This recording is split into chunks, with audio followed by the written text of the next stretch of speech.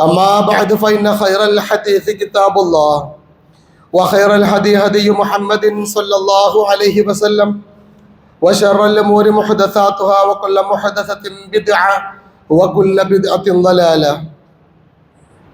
أيها الناس أوصيكم عباد الله وإياي بتقوى الله.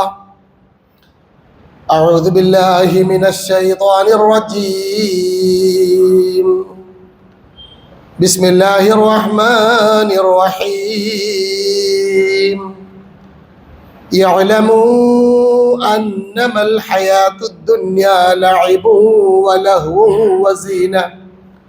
وزينة وتفاخر بينكم وتكاثر في الأموال والأولاد كمثل غيث أعجب الكفار نباته ثم يهيج فتراه مصفرا ثم يكون حطاما وفي الآخرة عذاب شديد ومغفرة من الله ورضوانا وما الحياة الدنيا إلا متاع الغرور. صدق الله العظيم. رب اشرح لي صدري ويسر لي أمري واحلل عقدة من لساني يفقهوا قولي. إن أريد إلا الإصلاح ما استطعت وما توفيقي إلا بالله عليه توكلت وإليه أنيب. അങ്ങേയറ്റം ബഹുമാനമുള്ള സത്യവിശ്വാസികളായ സഹോദരന്മാരെ, സഹോദരിമാരെ, ഞങ്ങളുടെ പ്രതീക്ഷകളായ എനിക്ക് ഏറ്റവും പ്രിയപ്പെട്ട വിദ്യാർത്ഥിനികൾ,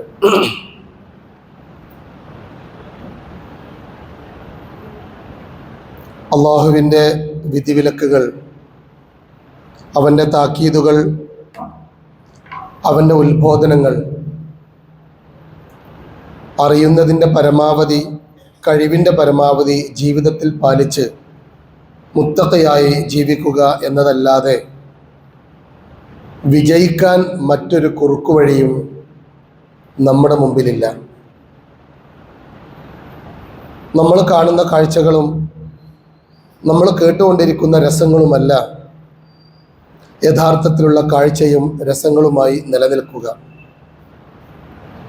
അള്ളാഹുവിൻ്റെ സന്നിധിയിലേക്കുള്ള യാത്രയാണ് നമ്മുടെ ജീവിതമെന്നും ആ ജീവിതം അവസാനിക്കുന്നതുവരെ സന്തോഷകരമായ കർമ്മങ്ങൾ ചെയ്ത് തെറ്റായ പ്രവർത്തനങ്ങളിൽ നിന്നും പരമാവധി വിട്ടുനിന്ന് വല്ലതും സംഭവിച്ചാൽ പാപമോചനം തേടി അവൻ്റെ ഇഷ്ടദാസന്മാരിൽ ഉൾക്കൊള്ളുക എന്നത് മാത്രമാണ് മുത്തഖിയാവാനുള്ള മാർഗം എന്ന് പറയുന്നത്. അള്ളാഹു നമ്മെ എല്ലാവരെയും അവൻ്റെ യഥാർത്ഥ മുത്തഖിങ്ങളിൽ ഉൾപ്പെടുത്തി അനുഗ്രഹിക്കുമാറാവട്ടെ. ആമീൻ. വളരെ അപകടം നിറഞ്ഞ ഒരു ലോകത്താണ് നമ്മൾ ജീവിക്കുന്നത്. ഇന്ന് നമ്മളൊക്കെ ഇവിടെ ഇരിക്കുന്ന സമയത്ത് കഴിഞ്ഞ ദിവസം പാലക്കാട് ജില്ലയിൽ തന്നെ നടന്ന വളരെ ഭീകരമായ വേദനയുണ്ടാക്കുന്ന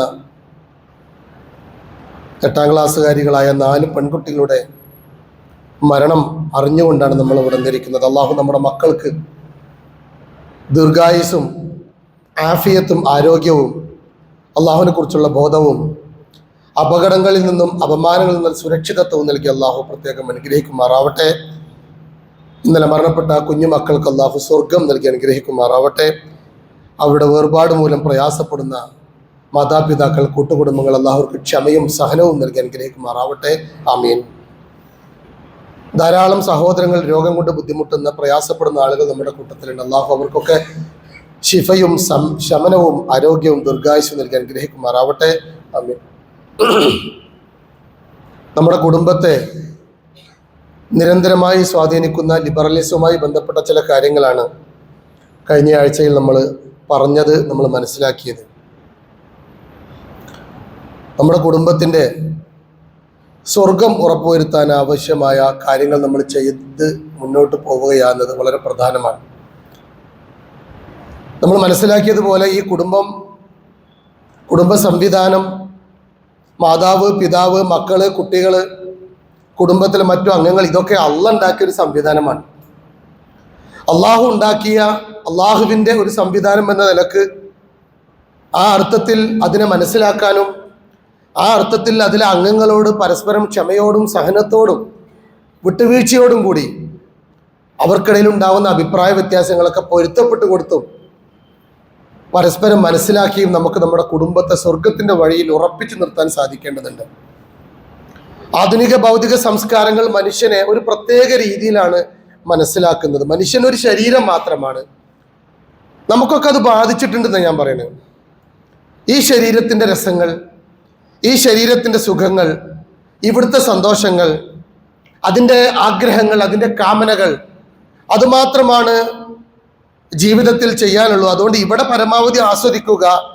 ഇവിടുത്തെ രസങ്ങൾ, ഇവിടുത്തെ സന്തോഷങ്ങൾ, അതിനനുകൂലമാവണം ഇവിടുത്തെ മാർക്കറ്റ്, അതിനനുകൂലമാവണം ഇവിടുത്തെ പരിസരം, അതിനനുകൂലമാവണം ഇവിടുത്തെ സർക്കാരുകൾ, അതിനനുകൂലമാവണം ഇവിടുത്തെ കുടുംബ സംവിധാനം.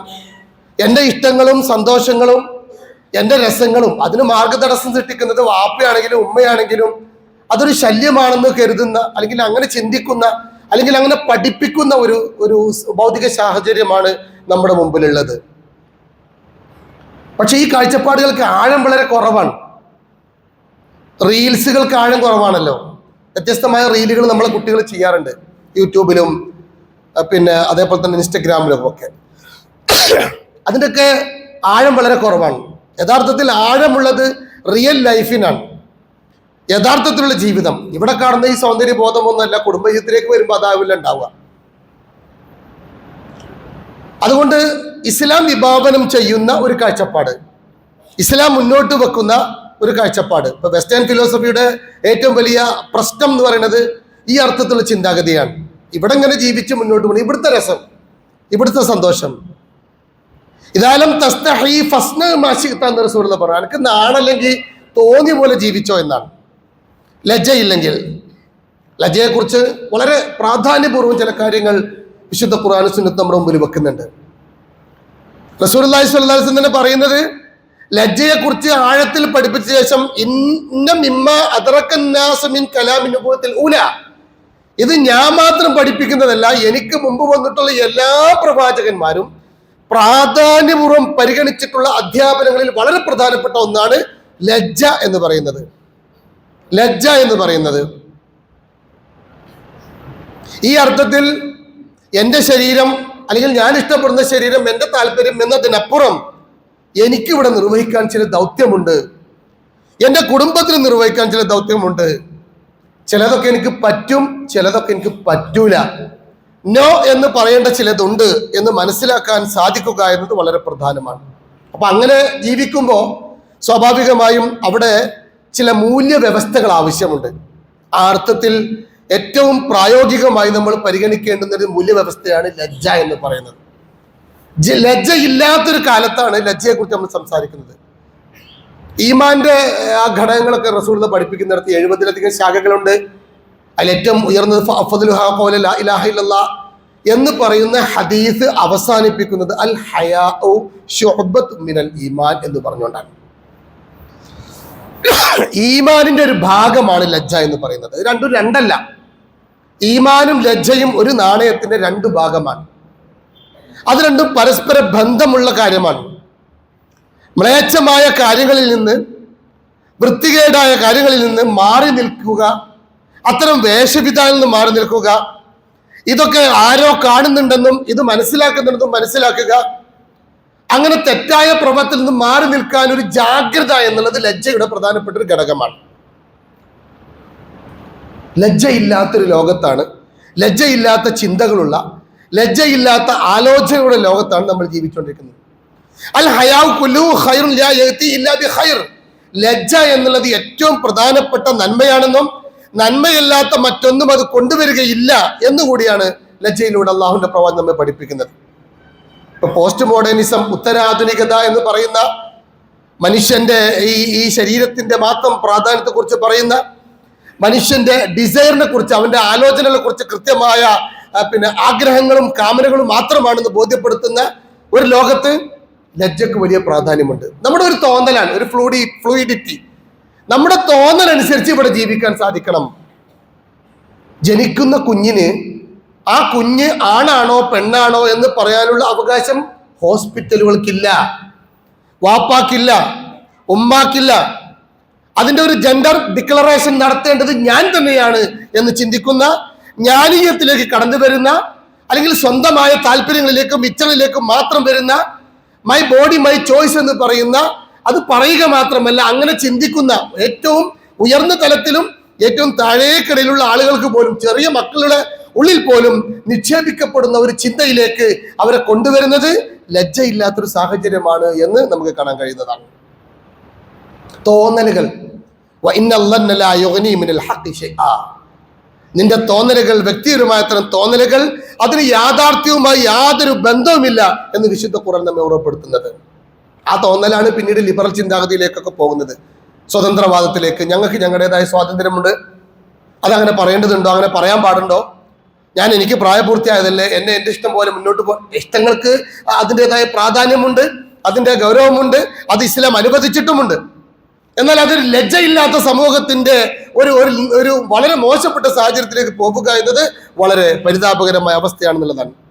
ലജ്ജ എന്ന് കേൾക്കുമ്പോൾ നമുക്ക് ആദ്യം ഓർമ്മ വരെ നാണം കുണുങ്ങി വളരെ പാവപ്പെട്ട് മാറി നിൽക്കുന്ന, മടി കാണിക്കുന്ന, ആടിക്കുഴഞ്ഞു നിൽക്കുന്ന, അല്ലെങ്കിൽ ഒരു തള്ളവിരൽ വായിലേക്കിട്ട് കാലുകൊണ്ട് ചിത്രം വരക്കുന്ന ഒരു മുഖഭാവത്തെ കുറിച്ചല്ല ലജ്ജ എന്ന് പറയുന്നത്. ലജ്ജ ശരിക്കും കരുത്തുറ്റ, വളരെ കരുത്തുള്ള, സമൂഹത്തെ ഗ്രസിച്ചു കൊണ്ടിരിക്കുന്ന തിന്മകളോട് തനിക്കും തൻ്റെ കുടുംബത്തിനും അല്ലെങ്കിൽ തങ്ങളെ തകർക്കാൻ വരുന്ന വൃത്തികേടാണ് എന്ന് പറയാൻ, അതിനോട് നോ എന്ന് പറയാനുള്ള ആർജവത്തെയാണ്, ധീരതയാണ് ലജ്ജ എന്ന് പറയുന്നത്. കൂട്ടുകാരെല്ലാവരും ഞമ്പ്യം ഉപയോഗിക്കുന്നു, അതുകൊണ്ട് ഞാനും ഉപയോഗിക്കണം എന്ന് തീരുമാനിക്കുന്നതല്ല, മറിച്ച് ഞാൻ അതിൽ നിന്ന് വിട്ടു നിൽക്കണം. കൂട്ടുകാരികൾക്കെല്ലാം പ്രേമുണ്ട്, അവരെല്ലാം പ്രേമിക്കുന്നവരാണ്, ഞാനും പ്രേമിക്കണമെന്ന് ചിന്തിക്കുന്നതിൽ വ്യത്യസ്തമായി തങ്ങളുടെ മനസ്സിലുള്ള ആ മൂല്യത്തിലേക്ക് അവരെ ഉറപ്പിച്ചു നിർത്താൻ സാധിക്കുക എന്നതാണ്. അതുകൊണ്ടാണ് ഈമാനുമായി ബന്ധപ്പെടുത്തുന്ന, വിശ്വാസവുമായി ചേർന്ന് നിൽക്കുന്ന ഒന്നാണ് ലജ്ജ എന്ന് പറയാനുള്ള കാരണം. ഒരു മനുഷ്യനെ സ്വർഗത്തിലേക്ക് എത്തിക്കാൻ, ഒരു മനുഷ്യന്റെ പെരുമാറ്റം നന്നാക്കിയെടുക്കാൻ, ആ പെരുമാറ്റത്തിലൂടെ അവനും അവന്റെ കുടുംബവും സ്വർഗത്തിന്റെ പാതയിൽ ഉറച്ചു നിൽക്കാൻ സാധിക്കുന്ന തരത്തിലുള്ള സ്വഭാവ രൂപീകരണത്തിന് അവനെ പ്രാപ്തമാക്കുക, അതിന് കരുത്തുള്ളതാക്കുക എന്നതാണ് ലജ്ജ എന്ന് പറയുന്നത്. മാത്രമല്ല ജീവിതത്തെ സുന്ദരമാക്കുന്ന, പലപ്പോഴും ലജ്ജ അങ്ങനെ എന്തെങ്കിലുമൊക്കെ ഉള്ള ആളുകൾ അവർ മോശം കാഴ്ചപ്പാടുള്ള ആളുകളെന്ന് ചിന്തിക്കുന്ന ഒരു ലോകത്താണ് നമ്മൾ ജീവിക്കുന്നത്. ജീവിതത്തെ മനോഹരമാക്കുന്ന ഒരു ഗുണമായിട്ടാണ് മാക്കാനൽ ഹയാഉ ഫീ ഷൈഇൻ ഇല്ലാ സാനഹു സല്ലല്ലാഹു അലൈഹി വസല്ലം നബി പറയുന്നു. അവന് അഭിമാനമല്ലാതെ, സൗന്ദര്യമല്ലാതെ, വൃത്തിയല്ലാതെ അവന്റെ ലജ്ജ മൂലം അവന് വർദ്ധിപ്പിക്കുകയില്ല എന്ന് അല്ലാഹുവിന്റെ റസൂൽ പറയുന്നുണ്ട്. മഹാനായ ഇബ്നു ഹജർ റഹ്മത്തുള്ളാഹി അലൈഹി പറയുന്നു, അൽ ഹയാഉ ഖുലുഖുൻ യബ്അസ് സാഹിബഹു അലാ ഇജ്തിനാബിൽ ഖബീഹി വയംനഉഹു മിന തഖ്സീരി ഫയുഹിഖുൽ ഹഖ്. ഒരാളുടെ പ്രവർത്തനങ്ങളിലും അയാളുടെ വാക്കുകളിലും മ്ലേച്ഛതകൾ ഉപേക്ഷിക്കുക, അതിന് പ്രേരിപ്പിക്കുന്ന തരത്തിലുള്ള ഒരു സ്വഭാവമാണ് ലജ്ജ എന്ന് പറയുന്നത്. അവന്റെ കടമകളും ബാധ്യതകളും അവനെ ഓർമ്മപ്പെടുത്തുന്ന ഒരു സ്വഭാവമാണ് ലജ്ജ. എനിക്ക് ചില കടമകളുണ്ട്, എനിക്ക് ചില കടപ്പാടുകളുണ്ട്, ഞാൻ അങ്ങനെ അനാവശ്യമായ വാക്കുകൾ പറയാൻ പാടില്ല, അങ്ങനെ പറയുന്നത് ശരിയല്ല, തെറി വരുന്ന, തെറിയാണെന്ന് ആളുകൾ മനസ്സിലാക്കുന്ന വർത്തമാനങ്ങൾ എൻ്റെ വാക്കുകൾ വരാൻ പാടില്ല, അങ്ങനെ പറയുന്നതിനോട് ഒരു ലജ്ജയുണ്ടാവുക, അങ്ങനെ സംഭവിക്കാതിരിക്കുക, മറ്റുള്ളവന് കുറ്റം കുറവും പറയാ, മറ്റുള്ളവനെ ആക്ഷേപിക്കുക, മാതാപിതാക്കളോട് മോശപ്പെട്ട് സംസാരിക്കുക. എൻ്റെ ഉമ്മാനോട് ഞാനങ്ങനെ മോശമായി പെരുമാറുക എന്നത് ലജ്ജയുള്ള ഒരു മകന് ഒരിക്കലും ചേർന്നതല്ല. ഉപ്പയോട് കയർത്ത് സംസാരിക്കുക, അവർ പറയുന്ന കാര്യങ്ങൾ അനുസരിക്കാതിരിക്കുക, അതേപോലെ തന്നെ പച്ചയായി കളവ് പറയുക, ഇങ്ങനെ സമൂഹത്തിൽ ഈ അർത്ഥത്തിലുള്ള ഒരുപാട് തിന്മകൾ, ആ തിന്മകളിൽ നിന്നൊക്കെ വിട്ടു നിൽക്കാനുള്ള താല്പര്യം ഉണ്ടാവുക, അത്തരം കാര്യങ്ങളിൽ നിന്നും വിട്ടു നിൽക്കുക എന്ന് മാത്രമല്ല ആർജവത്തോടു കൂടി അതൊക്കെ ഞാൻ ചെയ്യുന്ന ഒരു നന്മയാണ് എന്ന് മനസ്സിലാക്കിക്കൊണ്ട് മുന്നേറാൻ അയാൾക്ക് സാധിക്കുക എന്നുള്ളതാണ്. അത്തരത്തിലുള്ള ലജ്ജയുള്ള ഒരു സമൂഹമായി, ലജ്ജയോട് താല്പര്യമുള്ള ഒരു സമൂഹമായി നമ്മളും നമ്മുടെ കുട്ടികളും. ആരോടാണ് ശരിക്കും നമുക്ക് ലജ്ജ ഉണ്ടാവേണ്ടത്? പരമപ്രധാനമായി അള്ളാന്റെ കാര്യത്തിൽ തന്നെയാണ്. അള്ള കാണുന്നുണ്ട് എന്ന ബോധം, അതിനെയാണ് ഒന്നാമത്തെ ലജ്ജ. ജനങ്ങളുടെ വിഷയത്തിൽ, ലജ്ജയുടെ കാര്യത്തിൽ മനുഷ്യർക്ക് ഏറ്റവും ബന്ധം, സൃഷ്ടികളെക്കാൾ കൂടുതൽ സൃഷ്ടാവിനോട് തന്നെയാണ്. നബിന്റെ അടുത്ത് ഒരാൾ പറഞ്ഞു, നബിയെ ഔസിനി യാ റസൂലല്ലാഹ്, ഇനി ഒന്ന് ഉപദേശിക്കണം. റസൂൽ പറഞ്ഞു, ഊസിക അൻ തസ്തഹി അല്ലാഹു അസ്സ വജല്ല, അള്ളാഹുവിന്റെ മുമ്പിൽ നീ ലജ്ജയുള്ളവനാവുക, റബ്ബ് കാണുന്നുണ്ട് എന്ന ബോധ്യമുണ്ടാവുക. യഅലമു ഖായിനത്തുൽ അയ്ൻ വമാ തുഖ്ഫി സുദൂർ, കണ്ണുകളുടെ കട്ടുനോട്ടവും മനസ്സിന്റെ ചിന്തകളും ഹൃദയങ്ങൾ തുറന്നു വെക്കുന്നതും മറച്ചു വെക്കുന്നതും എല്ലാം അറിയുന്ന അള്ളാഹു, എല്ലാം അറിയുന്ന അള്ളാഹു. ഇന്നല്ലാഹ കാന അലൈക്കും റഖീബാ, സദാ നിരീക്ഷിച്ചു കൊണ്ടിരിക്കുന്ന 24/7, എല്ലാ സമയത്തും എൻ്റെ ഊണിലും ഉറക്കത്തിലും ചിന്തയിലും ആലോചനകളിലും എൻ്റെ കർമ്മമണ്ഡലങ്ങളിലും ഞാൻ ചെയ്യുന്ന മുഴുവൻ കാര്യങ്ങളും കൃത്യസമയത്ത് വ്യക്തമായി വെളിച്ചത്തോടു കൂടി കണ്ടുകൊണ്ടിരിക്കുന്ന ഒരു പടച്ചോൻ. അത് തന്നെയാണ് ഒരു മനുഷ്യന്റെ ലജ്ജയുടെ ഒന്നാമത്തെ മാനദണ്ഡം എന്ന് പറയുന്നത്, റബ്ബ് കാണുന്നു എന്നുള്ള ബോധം. ഇബ്നുൽ ഖയ്യിം റഹ്മത്തുള്ളാഹി അലൈഹി പറയുന്നു, അള്ളാഹുവിനെ കുറിച്ചുള്ള ലജ്ജ ഒരു മനുഷ്യന്റെ ഹൃദയത്തിലുണ്ടെങ്കിൽ ആ മനുഷ്യന്റെ മനസ്സിലൊരു പ്രകാശമുണ്ടായി എന്നുള്ളതാണ്. ആ പ്രകാശത്തിന്റെ കുറവാണ് ഇന്ന് നമുക്ക് നമ്മുടെ കുടുംബജീവിതത്തിലും നമ്മുടെ മക്കൾക്കും ഇന്ന് കണ്ടുകൊണ്ടിരിക്കുന്നത് എന്ന് നമ്മൾ മനസ്സിലാക്കേണ്ടതുണ്ട്. എൻ്റെ എല്ലാ സംഗതികളും, എൻ്റെ രഹസ്യ ജീവിതവും എൻ്റെ പരസ്യ ജീവിതവും എൻ്റെ ജീവിതത്തിന്റെ എല്ലാ രംഗത്തും എൻ്റെ റബ്ബ് എന്നെ ശ്രദ്ധിച്ചുകൊണ്ടിരിക്കുന്നു. എൻ്റെ അള്ളാഹു നൽകിയ അനുഗ്രഹങ്ങൾ, ഇപ്പൊ കണ്ണ് അള്ളാഹു നൽകിയതാണ്, കണ്ണുകൊണ്ട് കാണാൻ പാടില്ലാത്തത് കാണുക. ആ കാണുന്ന സമയത്ത് ഇത് എങ്ങനെ വേണമെങ്കിലും എനിക്ക് കാണാൻ ഒരാൾ ചിന്തിച്ചാൽ അയാൾ ലജ്ജയില്ലാത്തവനാണ്. അള്ളാഹു നൽകിയ അനുഗ്രഹമാണ് കാത്, അള്ളാഹു നൽകിയ അനുഗ്രഹമാണ് കൈകൾ, അള്ളാഹു നൽകിയ അനുഗ്രഹമാണ് അവന്റെ ബുദ്ധി, അള്ളാഹു നൽകിയ അനുഗ്രഹമാണ് അവന്റെ സമ്പത്തും സൗകര്യങ്ങളും. അങ്ങനെ അള്ളാഹു നൽകിയ അനുഗ്രഹങ്ങളൊക്കെ ഉപയോഗപ്പെടുത്തിക്കൊണ്ട് എന്തും ചെയ്യാൻ സാധിക്കുക, തോന്നിയതുപോലെ ജീവിക്കുക എന്നത് ലജ്ജയില്ലാത്തൊരു സമൂഹത്തിന്റെ പ്രത്യേകതയാണ്. അതേസമയം അവിടെ എൻ്റെ റബ്ബ് അത് കാണും. ഞാൻ പടച്ചവനോട് എന്താ പറയാ, റബ്ബിനോട് ഞാൻ മറുപടി പറയണമല്ലോ എന്ന ബോധ്യത്തിലേക്ക് അവനെ ഇയാൾ വരിക എന്നത് കിറാമൻ കാത്തിബീൻ യഅലമൂന മാ തഫ്അലൂൻ, മലക്കുകളും നമ്മൾ പറയുന്ന എല്ലാ കാര്യങ്ങളും മലക്കുകൾ എഴുതി വെക്കും. ഇതാണല്ലോ നമ്മളെ വിശ്വാസം. നമ്മൾ ചെയ്യുന്ന എല്ലാ കാര്യങ്ങളും മലക്കുകൾ രേഖപ്പെടുത്തി വെക്കും. അതൊക്കെ നാളെ റബ്ബിന്റെ കോടതിയിൽ വിചാരണയ്ക്ക് വരും. നമ്മൾ പറയുന്നത്, നമ്മൾ കേൾക്കുന്നത്, നമ്മൾ ചെയ്യുന്നതും എല്ലാ പ്രവർത്തനങ്ങളും കൃത്യമായി രേഖപ്പെടുത്താൻ കിറാമൻ കാത്തിബീൻ എഴുത്തുകാരുണ്ട്. ആ എഴുത്ത് അവിടെ രേഖപ്പെടുത്തും. ചിലതൊക്കെ നമ്മൾ അള്ളാഹുവിനോട് പ്രാർത്ഥിച്ച് പാപവയത്ത് ഇടുമ്പോൾ അള്ളാഹു തല അത് മായ്ച്ചു കളയും. അല്ലാത്തതൊക്കെ അവിടെ രേഖപ്പെട്ടു വരും. അങ്ങനെ രേഖപ്പെട്ടു വരുന്ന വഇന്ന അലൈക്കും ലഹാഫിളീൻ, നിങ്ങളെ നിരീക്ഷിക്കുന്ന, നമുക്ക് ചിലപ്പോൾ അതൊന്നും പറഞ്ഞ് നമ്മളെ മനസ്സിലേക്ക് തട്ടുന്നില്ല. എനിക്ക് തോന്നുന്ന പഴയ കാലത്ത് ഇതൊക്കെ പിന്നെ ആളുകൾക്ക് വിശ്വസിക്കാൻ പ്രയാസം ഉണ്ടാവും. ഇന്ന് അത് പ്രശ്നം തന്നെയില്ല. ഇപ്പൊ ഗൾഫിലൊക്കെ വണ്ടി ഓടിക്കുന്ന 100-110 സ്പീഡിലൊക്കെ വണ്ടി ഓടിക്കുന്ന, അതിവേഗമായി വണ്ടി ഓടിക്കുന്നിടത്ത് റെഡ് ക്രോസിൽ എന്തെങ്കിലും പ്രശ്നങ്ങൾ സംഭവിക്കുക, അല്ലെങ്കിൽ പിന്നെ ക്രോസ് ചെയ്യാൻ പാടില്ലാത്ത സ്ഥലത്ത് ക്രോസ് ചെയ്ത് കഴിഞ്ഞാൽ അയാളെ വണ്ടി വീട്ടിൽ കൊണ്ടുപോയി പാർക്ക് ചെയ്യുന്നതിന് മുമ്പ് അയാളെ അക്കൗണ്ടിൽ നിന്ന് പണം പോകും. കുറെ മുമ്പ് ഒരു സഹോദരൻ പറയുണ്ടായി, അദ്ദേഹം ആരും കാണാതൊരു സ്ഥലത്തിന് റെഡ് പിന്നെ ഇതേപോലെ ക്രോസ് ചെയ്തിട്ട് അദ്ദേഹത്തെ ഓഫീസിലേക്ക് വിളിപ്പിച്ചു. അദ്ദേഹത്തോട് ഇന്ന ദിവസം ഇന്ന തീയതിയിൽ ഈ സമയത്ത് നിങ്ങൾ ഇങ്ങനെ ചെയ്തിട്ടുണ്ട്. അപ്പൊ അദ്ദേഹം പറയില്ല, അത് ഞാനല്ല, എൻ്റെ വണ്ടിയില്ല എന്ന്. അദ്ദേഹത്തെ അവിടെ ഇരുത്തിക്കൊണ്ട് തന്നെ അപ്പം തന്നെ അതിന്റെ പ്ലേ അവിടെ കാണിച്ചു കൊടുത്തു. അദ്ദേഹം വണ്ടി കയറുന്നു, അങ്ങനെ വണ്ടിയും കൊണ്ട് മുന്നോട്ട് പോകുന്നു. എന്നിട്ട് പിന്നെ ആരെങ്കിലും ഉണ്ടോ എന്ന് നോക്കുന്നു. എന്നിട്ട് അദ്ദേഹം ആ പാടില്ലാത്ത വഴിയിലൂടെ സഞ്ചരിക്കുന്നു കൃത്യമായി. ഇന്ന് അതിനൊന്നൊരു പ്രശ്നമല്ല.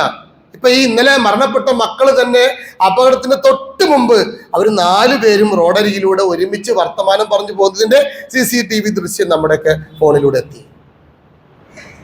അത്രയധികം ഇന്ന് മനുഷ്യൻ തന്നെ ഒപ്പിയെടുത്തുകൊണ്ടിരിക്കുന്ന ഒരു കാലത്ത് മനുഷ്യന്റെ മുഴുവൻ പ്രവർത്തനങ്ങളും കിറാമൻ കാത്തിബീൻ യഅലമൂന മാ തഫ്അലൂൻ വഇന്ന അലൈക്കും ലഹാഫിളീൻ കൃത്യമായി രേഖപ്പെടുത്തപ്പെടുന്ന ഒരു സംവിധാനം അള്ളാഹും അവന്റെ മലക്കുകളും ഉണ്ട് എന്ന് പറയുമ്പോൾ നമുക്ക് അത് വിശ്വസിക്കാൻ പ്രയാസം. ഇനി പ്രയാസമില്ലെങ്കിൽ തന്നെ നമ്മളത് എന്ത് ചെയ്തിട്ടില്ല, പരിഗണിച്ചിട്ടില്ല. ലജ്ജയുള്ള ഒരു മനുഷ്യനെ സംബന്ധിച്ചിടത്തോളം അള്ളാഹു ഇതൊക്കെ കാണുന്നുണ്ട്, അള്ളാഹുവിന്റെ മലക്കുകൾ ഇതൊക്കെ കാണുന്നുണ്ട് എന്ന് അവന്റെ ജീവിതത്തിലെ ഓരോ പ്രവർത്തനങ്ങളിലും അത് ഉണ്ടാവുക. അതേപോലെ തന്നെയാണ് ജനങ്ങളോടുള്ള ലജ്ജ എന്ന് പറയുന്നത്. ഇപ്പം പൊതുവെ എനിക്ക് തോന്നുന്ന ആളുകൾക്കുള്ള ഒരു ലജ്ജ എന്ന് പറയുന്നത് മനുഷ്യന്മാർ കാണൂലേ, അത് വലിയ പ്രശ്നമാണ്. നാട്ടുകാർ കാണുക, ആളുകൾ കാണുക, ആ ഒരു വിഷയത്തിൽ ഒരല്പം ജാഗ്രത നമുക്കുണ്ട്. അതിനേക്കാൾ വേണ്ടത് ജാഗ്രത റബ്ബ് കാണുന്നുണ്ട് എന്നുള്ള ജാഗ്രതയാണ്, മലക്കുകൾ എഴുതി വെക്കുന്നുണ്ട് എന്നുള്ള ജാഗ്രതയാണ്. ജനങ്ങളോടുള്ള ലജ്ജയും ഇതിന്റെ ഭാഗമാണ് എന്നുള്ളതാണ്, ഇതിന്റെ ഭാഗം തന്നെയാണ്.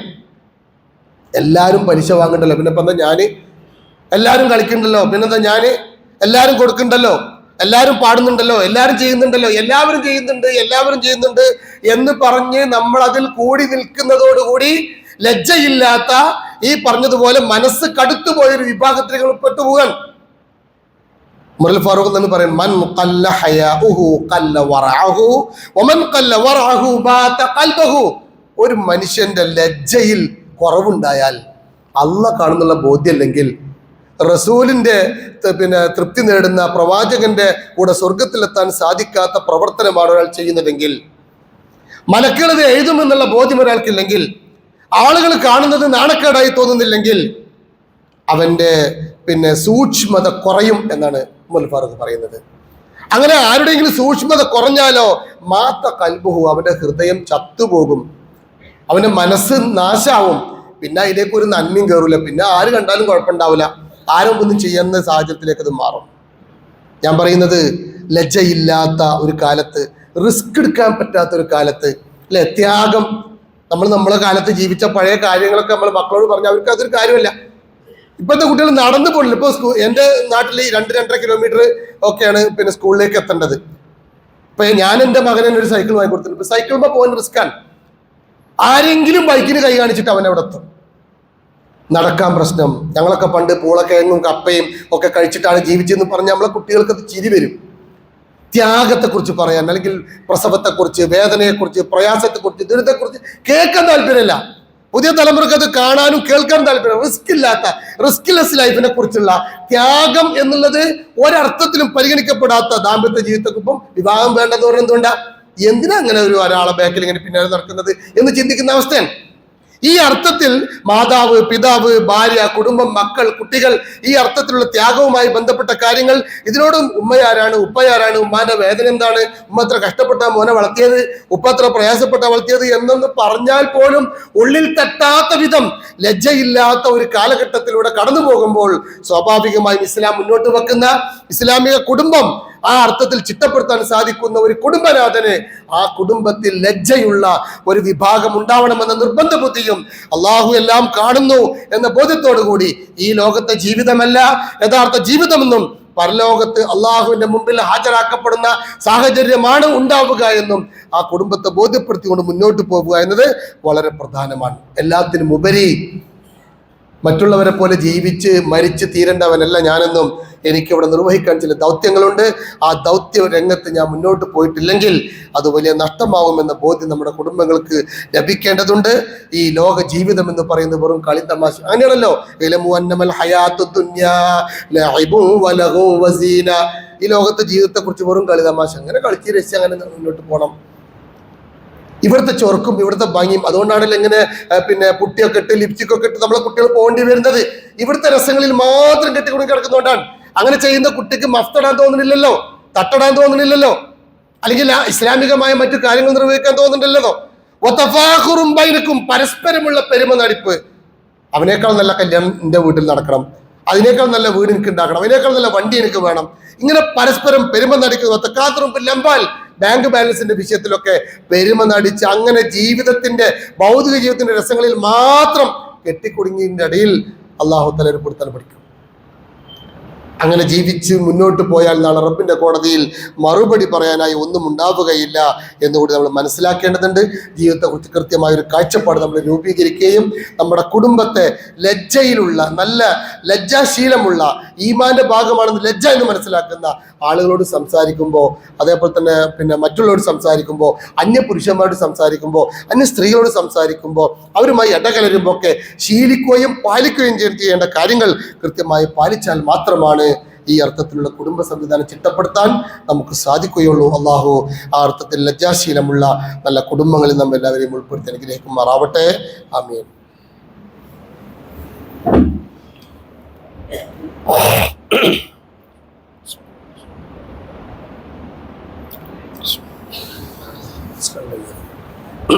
അൽഹംദുലില്ലാഹ്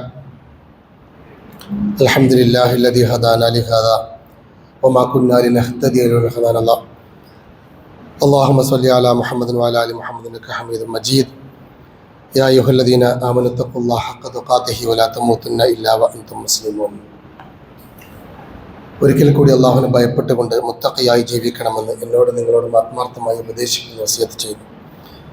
അള്ളാഹു നമ്മെ എല്ലാവരെയും പ്രത്യേകം അനുഗ്രഹിക്കുമാറാവട്ടെ. ആമീൻ. നിരന്തരമായി മരണവാർത്തകൾ പഴയ കാലത്തിൽ നിന്ന് വ്യത്യസ്തമായി നമ്മെ നിരന്തരം ഓർമ്മപ്പെടുത്തുന്ന ഒരവസ്ഥയാണുള്ളത്. മിനിഞ്ഞാന്ന് നാട്ടിൽ ചെന്നപ്പോൾ പരീക്ഷയുടെ തുടക്കത്തിൽ, പരീക്ഷ തുടങ്ങിയ അന്ന് കോപ്പി അടിക്കാൻ ശ്രമിച്ചു എന്ന് പറഞ്ഞ് എൻ്റെ തൊട്ടടുത്ത പ്രദേശത്തെ ഒരു പെൺകുട്ടിയെ അധ്യാപിക അല്പം ശാസിക്കുകയും വാപ്പയെ വിളിച്ചു വരുത്തുകയും, വാപ്പ അവിടെ നിന്നും ഒന്ന് ദേഷ്യപ്പെട്ടു, വീട്ടിൽ ചെന്നിട്ട് വീട്ടിൽ നിന്ന് ദേഷ്യപ്പെട്ടു, ഉമ്മയും ദേഷ്യപ്പെട്ടു. അങ്ങനെ ആ കുട്ടി കയറിൽ കെട്ടിത്തൂങ്ങി മരണപ്പെട്ടു. അത് കണ്ടിങ്ങനെ തിരിച്ചു വരുമ്പോഴാണ് മേലാറ്റൂർ ട്രെയിൻ എത്ര ഓണടിച്ചിട്ടും മാറി നിൽക്കുന്നില്ല. കോയമ്പത്തൂരുള്ളൊരു കുട്ടിയാണ്, അവിടെ ജോലിക്ക് വേണ്ടി വന്നത്. കവികുമാർ എന്ന് അദ്ദേഹത്തിൻ്റെ പേര്. ചെറിയ കുട്ടിയാണ്.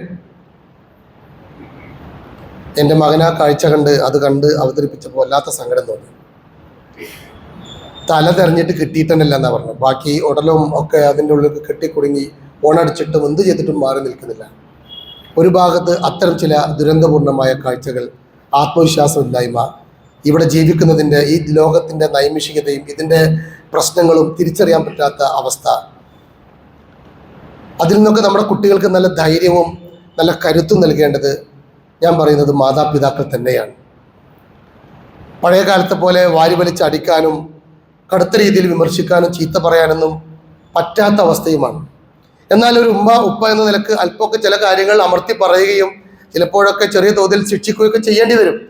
അത് ഉൾക്കൊള്ളാൻ പറ്റുന്ന തരത്തിൽ അവരെ വളർത്തിക്കൊണ്ടുവരേണ്ടത്, അവർക്ക് ശിക്ഷണം കൊടുക്കേണ്ടത്. ഇപ്പോൾ വളരെ അമിതമായി സ്നേഹിച്ച് വളർത്തിയ കുട്ടികൾ പിന്നീട് അവർക്ക് ജീവിതത്തിൽ ഒരു പരീക്ഷണത്തെയും അതിജീവിക്കാൻ പറ്റാത്ത സാഹചര്യം വരുന്നു എന്ന് പഠനങ്ങൾ കണ്ടെത്തുന്നുണ്ട്. അതുപോലെ തന്നെ വളരെ കൂടുതലായി ശിക്ഷിക്കുന്ന കുട്ടികൾ പിന്നീട് അവർ പരസ്പരം ആക്രമിക്കുന്നവരും അവരുടെ തന്നെ അടുത്ത തലമുറയെ അതിനേക്കാൾ ക്രൂരമായി ആക്രമിക്കുന്നവരെയും മാറുന്നു എന്ന് നമ്മൾ മനസ്സിലാക്കുകയാണ്.